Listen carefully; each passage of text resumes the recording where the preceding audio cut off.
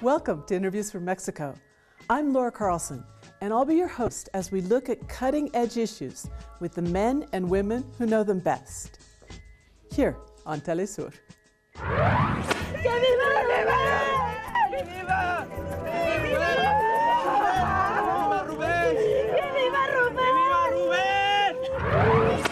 In 2017, at least 10 Mexican journalists were assassinated. Many live in fear of attacks or even death. Journalists have demonstrated in the streets, they've pleaded with the government, they've criticized, and they've even had to self-censor in order to try to keep themselves safe. As Mexican journalists live in fear, freedom of expression is dying a slow and silent death in many of the most violent parts of the country.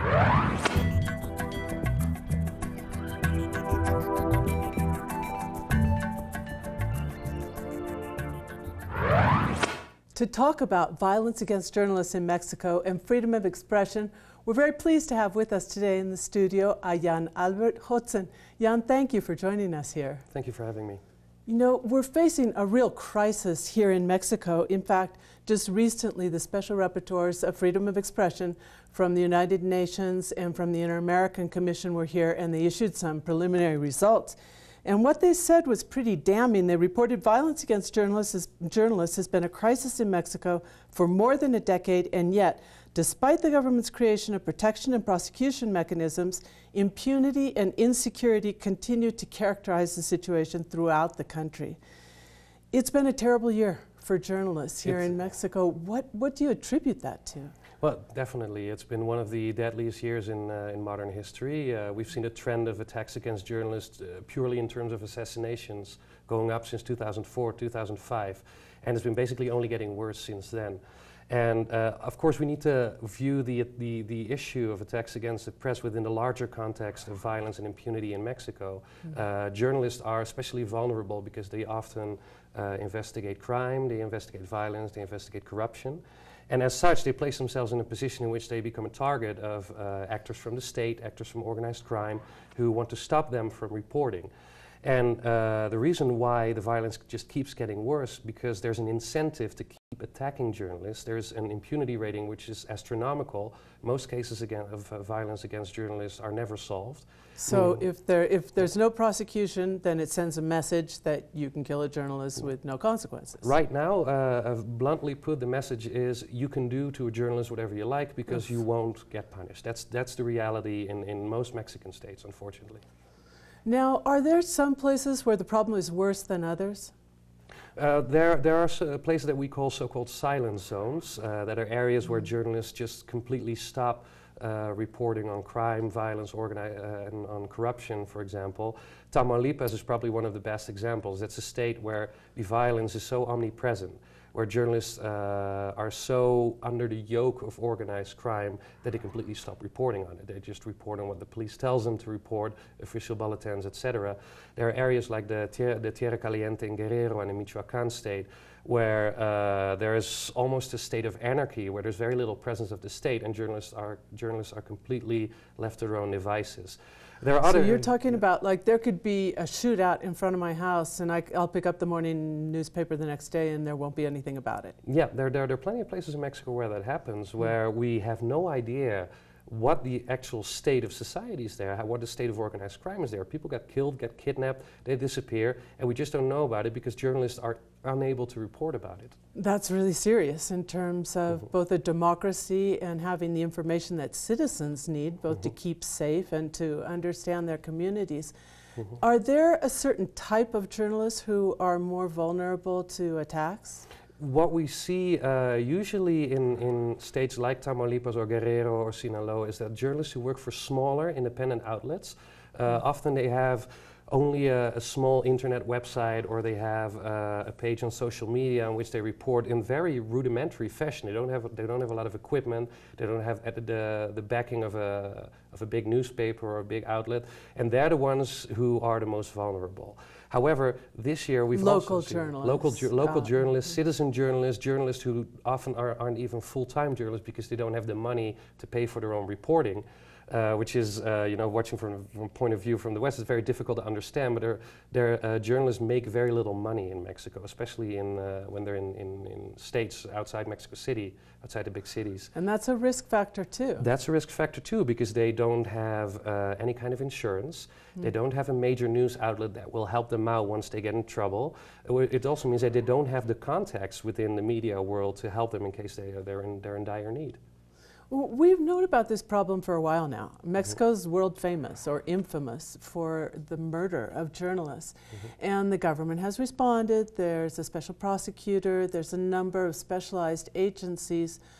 So what's going wrong if we have this response from the government and we still have these high rates, even increasing rates of attacks on journalists? Now, one of the major problems is that if you look at the funding of the institutions that are supposed to help journalists out, whether it's the Special Prosecutor's Office, which has been around for a while, the FIADLE, as it's called right now, has been around since 2010, but there's actually been one 5 years before that as well, and the mechanism, and the Federal Victims Commission, which is supposed to... Tell us what the mechanism is. Yeah, the mechanism is an institution that was set up to basically give first-line protection against journalists. They evacuate journalists when they are in danger. They place them in safe houses. They're supposed to give some special protection measures, like a panic button, like possibly bodyguards or camera protection, etc. And these institutions have been, since their inception, severely underfunded. We've also seen a lack of capacitation of the personnel in all of them, a lack of knowledge, a lack of regional presence in the places where journalists suffer the most violence, and also a sort of there appears to be sort of a lack of interest also in providing the actual care that they need, at least from the federal government.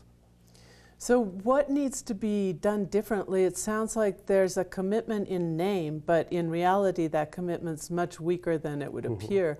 What do you think needs to be done differently on a government level in this case? Well, when you look at the Special Prosecutor's Office and the mechanism, they need more money, they need more personnel, they need better training.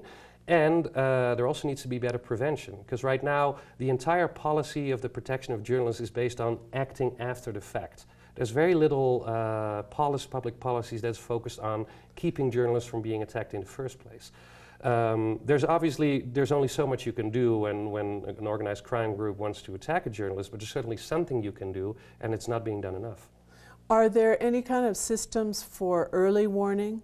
Like before there's a very serious attack against someone, say even when they know someone's gone up against a powerful and potentially brutal interest? Well, one of the major problems we see in the mechanism is the lack of regional presence. They don't have representatives in the states who they don't have any. They don't have. They have people who can get in touch with the mechanism through local human rights commissions, etc. But they don't have anybody who actually knows what the situation is locally. So usually you see the mechanism reacting after somebody is attacked, and they need to be completely updated on the entire situation, on who the actors are. They need to analyze the entire context. Now, it would help a lot if institutions like the mechanism would have people on the ground in the states permanently who already know what the situation is like, who the actors are, who the criminal groups are that could potentially attack a journalist, who the journalists are that run an increased risk. And we often see that people who are enrolled in protection programs, the first contact that the mechanism ever has with them is after they're being attacked or after they get any threats. They didn't even know those journalists before then. I think there's a lot the federal government can still win in those areas. Are there any proposals like that out there, or are they just automatically discarded because of the funding situation? Well, the FIADLE, the Special Prosecutor's Office, they currently have a plan in which they want to improve their the way they investigate. They're hiring new people. They're trying to develop new protocols, and they're actually consulting civil society about that. So I guess there's something positive we could say about that. But still, I don't see enough of those proposals being put in place.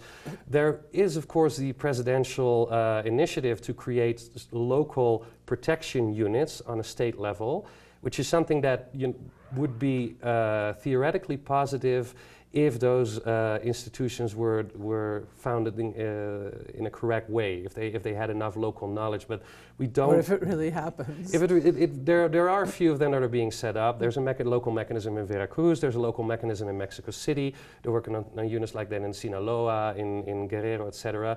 But the problem is that those states themselves hardly have enough money to create police forces that are able to combat organized crime. So if you create a local unit to protect journalists, you need to do that hand in hand with local law enforcement. And local law enforcement isn't up for the task. It's very doubtful whether one of those local units is going to work. And then you're just creating new bureaucracy, which continues to be ineffective. Jan, there's a lot of focus always on the worst case, which of course is the assassination of a journalist. But there are a number of other kinds of threats that are certainly have a tremendous impact on the lives of journalists and that also affect freedom of information in the country. What other kinds of threats are you seeing? There are so many categories, I wouldn't even be able to name them. For example, you have journalists who are traveling to a dangerous area, get stopped at a checkpoint by members of organized crime or by police officers, have their equipment stolen, being threatened and sent back. Journalists get beat up at protest marches.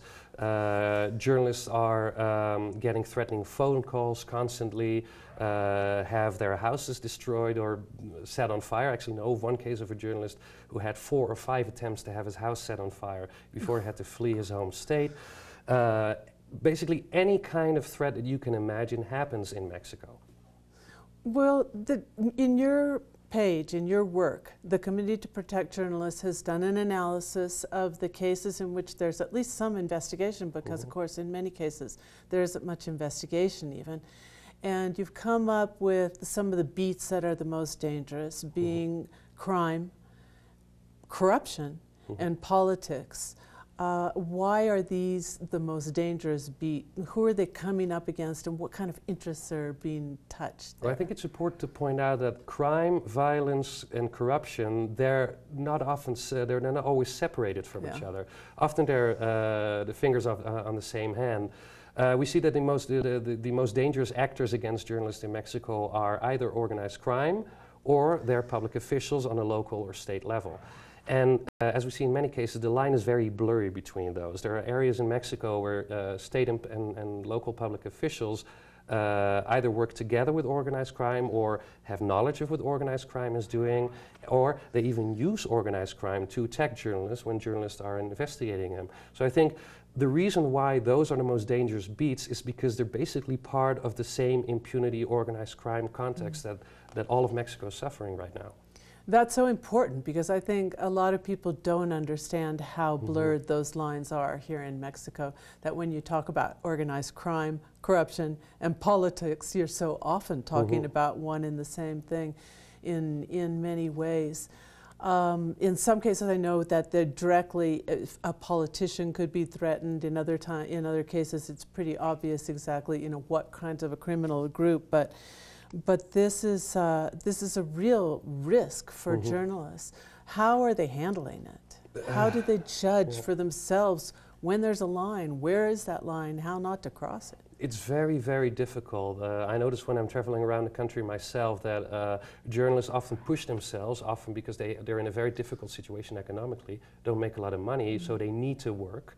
And they push themselves into a situation in which they really don't want to be, and of which they know they don't want to be there, but they have to. They have no other choice. It's their job, and they have to take care of their families.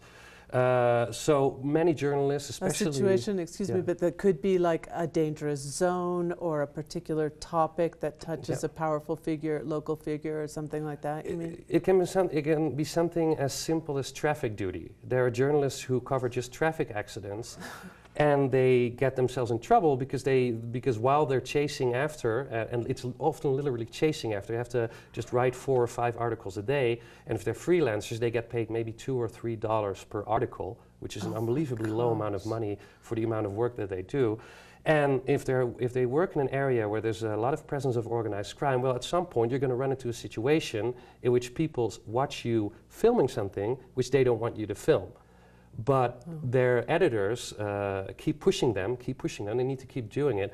This causes an amount of stress that is very difficult to really understand.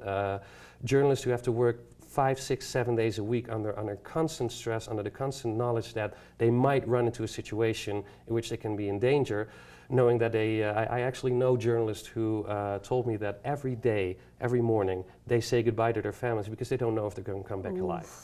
That's a sort of stress that you know, it takes a toll on people, and it's very difficult to handle because there's not a lot of support, not a lot of psychological treatment for journalists like who are in those kinds of situations either. So if you ask them, how do they handle this? Can they handle it? That's I think the more important question. That really goes beyond stress. I mean, if you have to face whether you're going to live or die every time you go to work, that's beyond stress. Yeah. Do you work at all in any of the labor aspects of it? I mean, in terms of how you can create working conditions that better protect journalists? Journalists in Mexico, they're very disconnected from each other. If you look at different regions, they often don't know, they're not in touch with each other. There's not a major organization, a national organization that represents all journalists in a meaningful way. So what you see right now is that journalists in states that are dangerous, they're setting up local networks. And these are really just in their infancy because they grow as social media grows. And they're trying to create security evaluation, security protocols, and trying to sort of make a stand together and ask of their employers that they help them out in their situation. But it's really a development that's just barely starting. There's not a national movement of journalists towards better labor conditions. This is just journalists getting together. Yeah, getting together, basically just talking about what's going on with them. This is new. This is something that, you know, didn't happen 20 years ago. Yeah, and it's very necessary. Very isolated cases. Yeah, it's journalists in Mexico. It happens very often when I travel to a state, and journalists tell us, "Help us because we feel abandoned. We feel alone. We feel like there's nobody taking care of us, nobody looking after us." And to a certain degree, they're right, because there is no national organization that is helping them, that is trying to stand up for them in terms of labor conditions. So there's no national organization. There's very little support in most cases from their employer. The government is falling short, clearly, in the kinds of programs it has, and they're feeling abandoned by society as well, do you think? Sometimes, there is a lot of solidarity between journalists, especially on a local level. In very dangerous states like Tamaulipas, they can count on their colleagues from Nuevo León to try and help them out, as soon as they get in trouble. But, on a whole, one thing that's very important to understand is that Mexico as a whole suffers from this problem. All Mexican citizens in dangerous areas can become a victim of violence. So to the general public, the situation of journalists isn't necessarily something that gets them out on the street to protest, because they're just part of the same problem, the same violence, the same impunity, the same organized crime. So you won't see any major movement within civil society to specifically protect journalists. They need to depend on each other for protection and for an improvement of their situation. And the last point before we took the break that we were talking about is how much support journalists has. It's become an international issue, the kinds of threats that they face. There's quite a bit more awareness now, and yet they are feeling abandoned. As you mentioned, many of the calls that you get.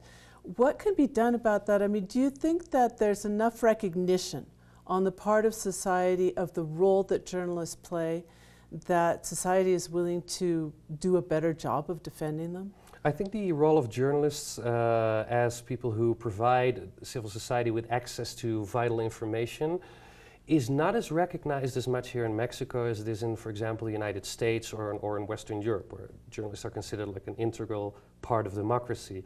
I think it's very important we have an election coming up next year in Mexico, a presidential election, probably the most hotly contested in recent memory.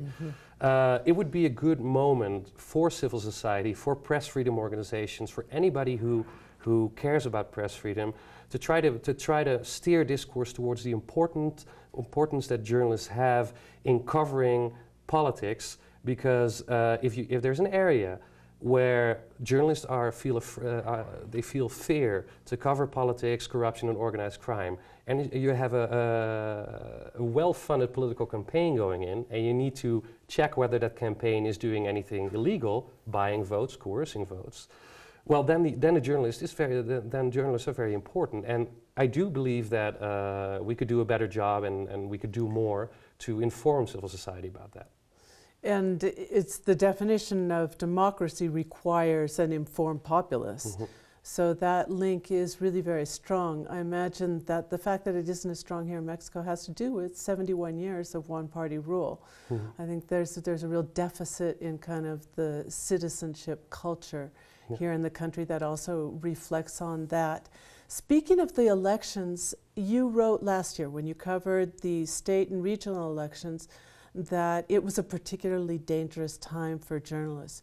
Should we be on alert for these 2018 presidential elections? I think we should be on a very, very high alert because this has been one of the deadliest years in recent history. Right now, I don't believe the conditions have, if they have improved at all, they haven't sufficiently improved to avoid more killings next year. I would like to be more optimistic, but unfortunately, I think right now the situation is very critical, as you said.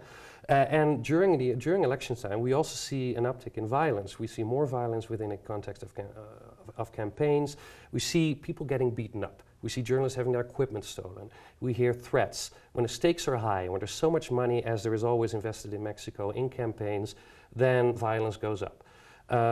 Civil society groups such as Article 19, such as Reporters Without Borders, such as the Committee to Protect Journalists, we are preparing ourselves for that period. And I think that a lot of Mexican journalists are already thinking of strategies to sort of create stronger links between themselves, for example, in the capital and the states, to be constantly in touch with each other, use social media, use modern communication technology in order to be able to register all the attacks and find a way to prevent them. But we need to be on very high alert because, bluntly put, it'll be ugly next year. That is my expectation of the campaign, and it will be ugly for everybody involved, including journalists. So your job at Committee to Protect Journalists, you receive those calls about threats and attacks. You look to see if it's going to be necessary to connect somebody with the mechanism to get them out of a situation. You're also going to, what else are you going to be doing in this critical time? We're going to be very closely monitoring, well, as much as I as a single person can do, obviously in Mexico. We're going to be monitoring the campaign. We're going to try to get as much information as we can as to where the risk for journalists is highest. We're going to document, we're going to write, we're going to publish, we're going to try to get as much information out there as to what the situation is going to be, and hopefully it will lead to better acting from the federal government against attacks against journalists. Do you think international pressure on this issue is effective, given the insufficiency of the governmental response? The experience in Mexico is that the Mexican federal government is usually sensitive towards international pressure. And I do believe that if there is enough international pressure, the federal government will rethink the way they deal with the press freedom issue, and they probably will take some steps to improve the situation. So we need to keep the pressure up. We need to keep reporting all the threats, all the violence, everything that happens. We need to keep reporting it. One of the things I wanted to go back to when we were talking about what kinds of journalists and face what kinds of threats and where it's concentrated is that there was a report recently from a civil society organization that there's been a 200% increase in attacks on women journalists. Do women face particular types of threats when they do their reporting? I would definitely say so, because Mexico is not only a country with a lot of violence against journalists, it is also a country with horrendous violence against women. And the gender perspective in attacks against the press is something that people have only been starting to explore for a few years now.